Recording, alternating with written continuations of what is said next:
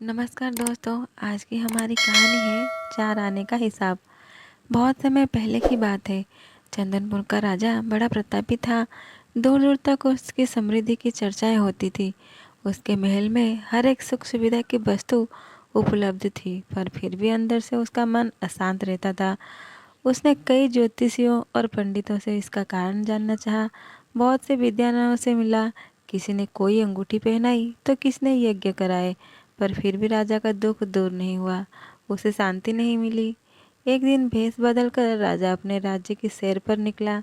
घूमते घूमते वो एक खेत के निकट से गुजरा। तभी उसकी नज़र एक किसान पर पड़ी।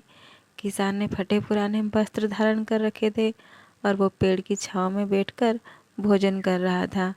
किसान के वस्त्र देख राजा के मन में आया कि वो किसान को कुछ स्वर्ण मुद्राएं दे दे, ताकि उसके जीवन में कुछ खुशियां आ पाए। राजा किसान के सम्मुख जाकर बोला, मैं एक राहगीर हूँ। मुझे तुम्हारे खेत पर ये 4 स्वर्ण मुद्राएं गिरी मिली। चूंकि ये खेत तुम्हारा है, इसलिए ये मुद्राएं तुम ही रख लो। किसान, नाना सेठ जी, ये मुद्राएं मेरी नहीं है, इसे आप ही रखें या किसी और को दान कर दें। मुझे इनकी कोई आवश्यकता नहीं। किसान की ये प्रतिक्रिया राजा को बड़ी अजीब लगी। वो बोला, धन की आवश्यकता किसे नहीं होती भला? आप लक्ष्मी को ना कैसे कर सकते हैं? सेठ जी, मैं रोज 4 आने कमा लेता हूँ और उतने में ही प्रसन्न रहता हूँ। किसान बोला, क्या आप सिर्फ 4 आने की कमाई करते हैं और उतने में ही प्रसन्न रहते हैं? ये कैसे संभव है? राजा ने अचरज से पूछा। सेठ जी, किसान बोला, प्रसन्नता इस बात पर निर्भर नहीं करती कि आप कितना कमाते हैं या आपके पास कितना धन है। प्रसन्नता उस धन के प्रयोग पर निर्भर करती है। तो तुम इन 4 आने का क्या क्या कर लेते हो? राजा ने उपहास के लहजे में प्रश्न किया। किसान भी बेकार की बहस में नहीं पड़ना चाहता था। उसने आगे बढ़ते हुए उत्तर दिया, इन 4 आनों में से एक मैं कुएं में डाल देता हूँ, दूसरे से कर्ज चुका देता हूँ, तीसरा उधार में दे देता हूँ और चौथा मिट्टी में गाड़ देता हूँ। राजा सोचने लगा। उसे ये उत्तर समझ नहीं आया। वो किसान से इसका अर्थ पूछना चाहता था, पर वो जा चुका था। राजा ने अगले दिन ही सभा बुलाई और पूरे दरबार में कल की घटना कह सुनाई और सबसे किसान के उस कथन का अर्थ पूछने लगा। दरबारियों ने अपने अपने तर्क पेश किए, पर कोई भी राजा को संतुष्ट नहीं कर पाया। अंत में किसान को ही दरबार में बुलाने का निर्णय लिया गया।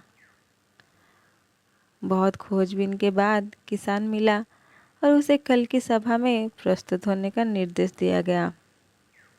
राजा ने किसान को उस दिन अपने भेष बदलकर भ्रमण करने के बारे में बताया और सम्मानपूर्वक दरबार में बैठाया। मैं तुम्हारे उत्तर से प्रभावित हूँ और तुम्हारे 4 आने का हिसाब जानना चाहता हूँ। बताओ, तुम अपने कमाए 4 आने किस तरह खर्च करते हो, जो तुम इतना प्रसन्न और संतुष्ट रह पाते हो? राजा ने प्रश्न किया। किसान बोला, हुजूर, जैसा कि मैंने बताया था, मैं एक आना कुएं में डाल देता हूँ, यानी अपने परिवार के भरण पोषण में लगा देता हूँ। दूसरे से मैं कर्ज चुकाता हूँ, यानी इसे अपने वृद्ध माँ बाप की सेवा में लगा देता हूँ।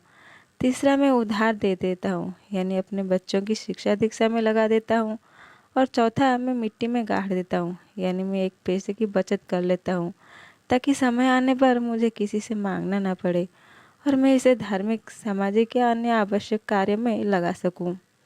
राजा को अब किसान की बात समझ आ चुकी थी। राजा की समस्या का समाधान हो चुका था।